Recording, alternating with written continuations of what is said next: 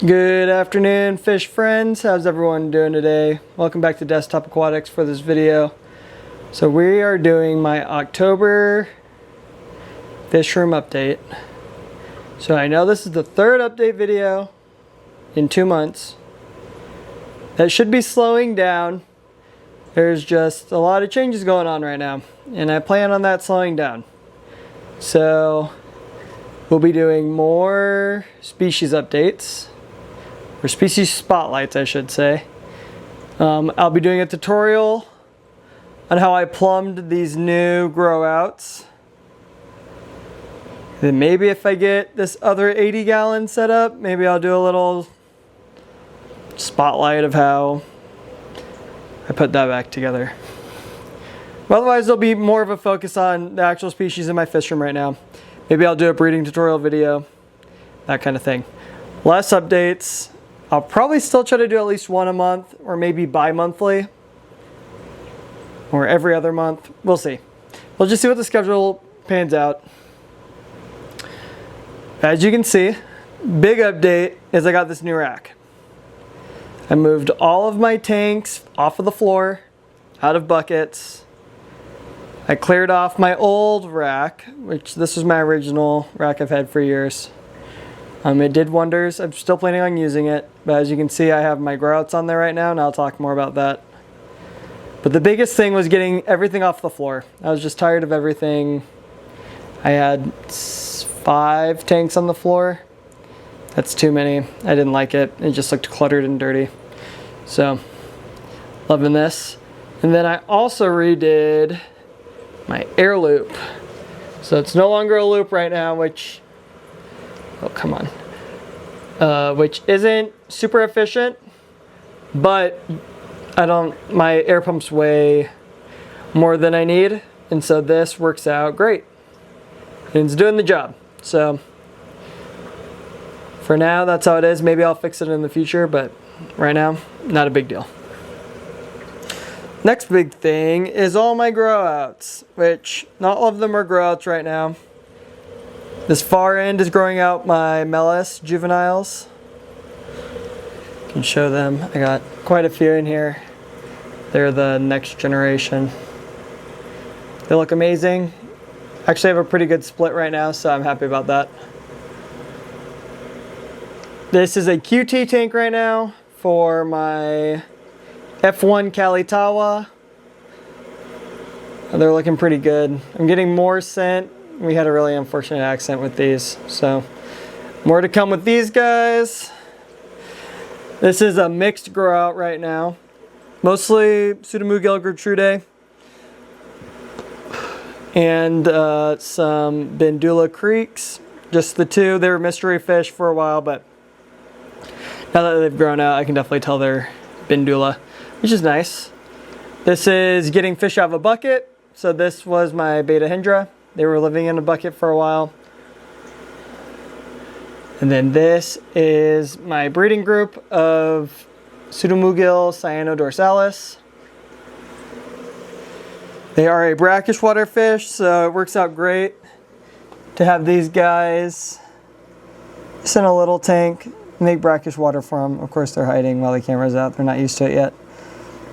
But as you can see, there's a lot of baby brine shrimp in here right now. You can see it all floating around. So I can kind of just leave them do that, and they lay eggs every day. They're still small, so I have 3 little ones. You can kind of see this guy. Cute little fish. I have like 30 or so eggs getting ready to hatch soon, so I'm gonna have a lot more. I just got the 5 from a friend. We did a little fish swap. I sent him some Melis, and he sent me those. I've been looking for the cyanodorsalis for a while. I'll have some B-roll in here for you guys. I got some storage underneath. I use the top kind of just as a big catch-all shelf. Baby brine shrimp. Let these sit for 48 hours. Offsetting each day. Then here you can kind of see where I did the drains. So these came pre-plumbed out of a little research center for native species out in the middle of Nebraska. I bought 6 of these tanks. I have 5 set up. One has a bulkhead that's busted. But already with the drain is pretty cool. I don't love the drain as is, but for now, this works, and it's a very shoddy drain job. Just makes water changes easier. And now we'll talk about the big change, the new rack. It's an Iron Ton. It's from Northern Tools. I think it's a Nebraska brand, but really high quality. It's 77 inches, which includes 2 inches for each of the posts, which I didn't realize, which is why I got the little gap right there. I was hoping I could do 6 tanks across, but I can only do 5, which is fine.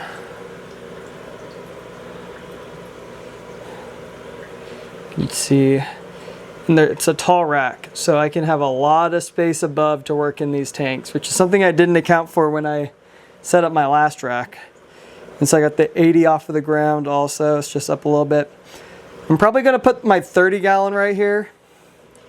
It's going to look funny because it's not as tall, but it fits absolutely perfect in that little square space. And then I can fit probably 2 more 20 gallons on here.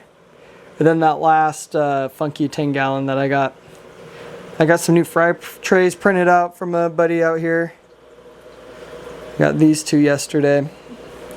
These are going to have fork tail rainbows in there pretty soon because I got them breeding in here. Let's see if I can get this to focus. There you go. These guys look really good. Can't wait to get more of these guys going. People love them.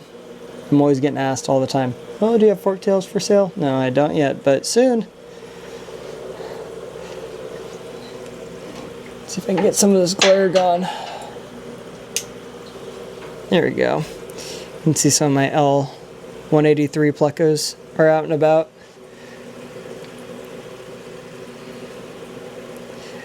This is Melanitania winoma. Really pretty fish. Can't wait to get them grown out. They're growing quick. These are very seldomly seen in the hobby. So hopefully we can get that changed. Then here's my Bendula Creeks. Planning on getting those guys to breed too. I only have 4 right now, so I really got to make sure I get them breeding. While we're on this bottom row, or this middle row, you can check out my Pygmea. They're loving it in here. They're doing great.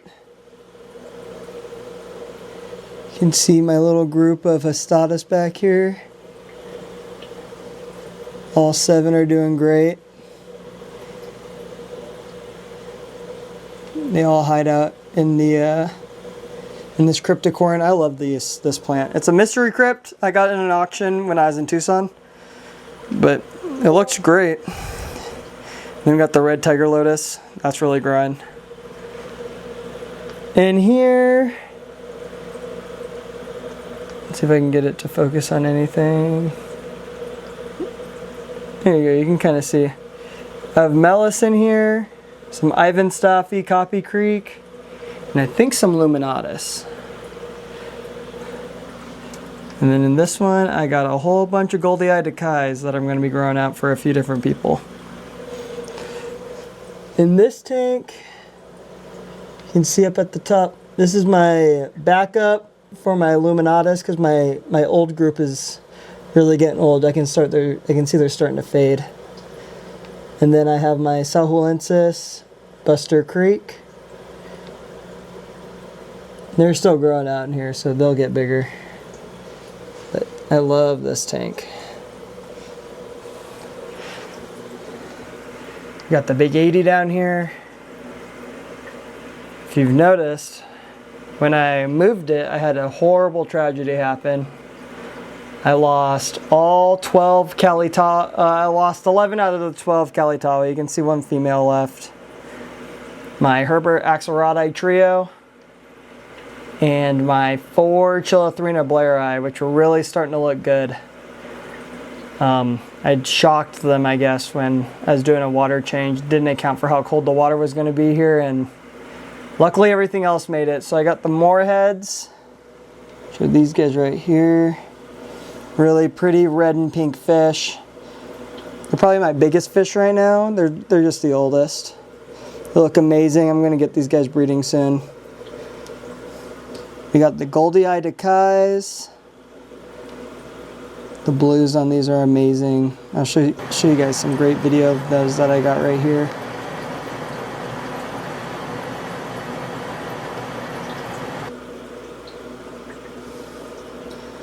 And then I got my Melanitania Van Hooneri. They're still growing out. They're still little small guys. They're one of my newer fish in this 80 gallon. They're doing very well though. All right, now we'll look at the top rack. All right, I had to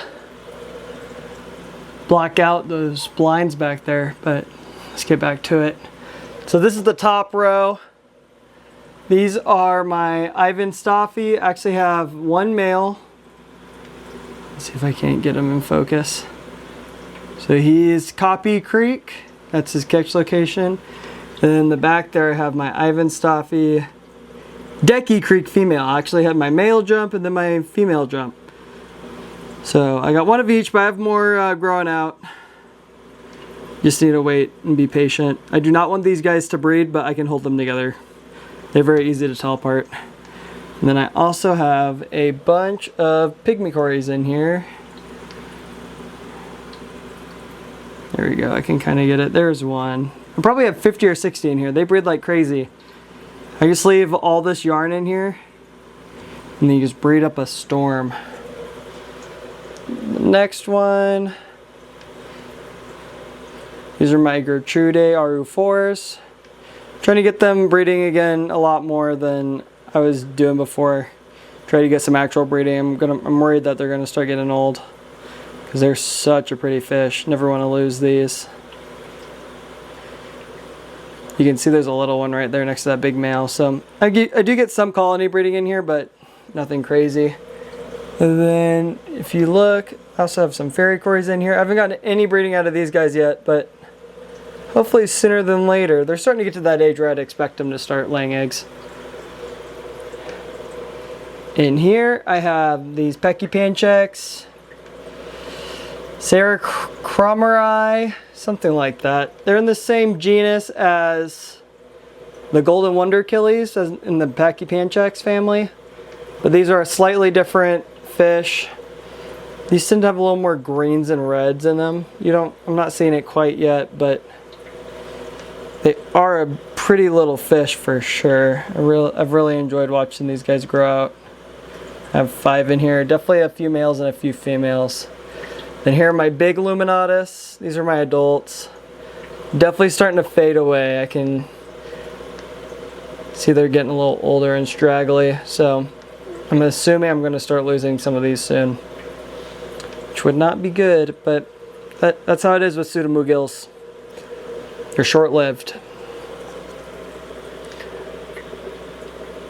These are my Pseudomugil Melis. They're actually putting on quite the show right now. Love these guys. This is my adult colony. I'll probably keep them separated from my juveniles just so that I have a backup. These guys are getting around 2 years old, so I'm going to start losing them soon probably. I've heard they can live up to 5, but most accounts are 2 to 3. They're still breeding for me though. All of my Aldophile cories were out a little bit ago. But of course, they're all hiding in the Java moss now. I've actually been noticing a lot of little babies coming out, a lot of fry, late at night. So that's cool. Maybe I'll see if I can get some B-roll of that. That is a giant piece of Java moss that's taking up probably 75% of the ground, and then it's growing up halfway up the tank. So there's a lot of Java moss in there, but they are loving it.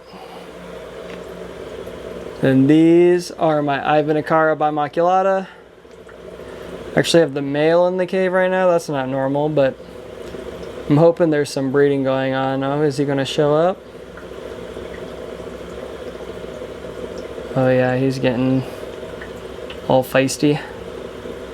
Love these guys. Really working on trying to get them to breed right now. I've been lowering their pH slowly but surely, but I don't have a pH meter right now, so if I want to drop them down to the 5.0 that I need, I'm going to have to get one of those soon.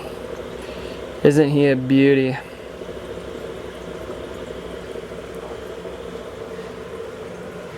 But yeah, so that's how the fish room's going right now. Just a lot of breedings going on. This was a big change, but I'm loving every second of it. It's making it a lot easier to breed.